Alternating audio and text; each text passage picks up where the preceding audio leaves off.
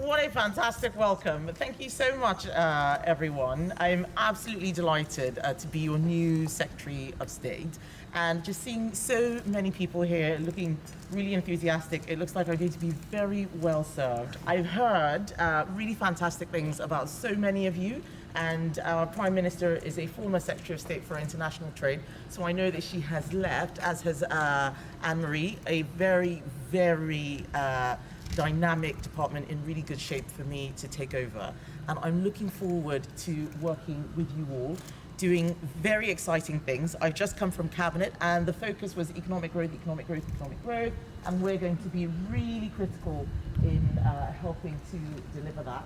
I am a free market conservative, very similar to Prime Minister Truss.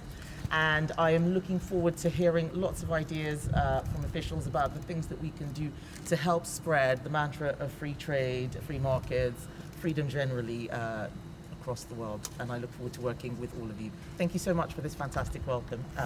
I feel really, really touched, and I know it's going to be a special time. Thank you.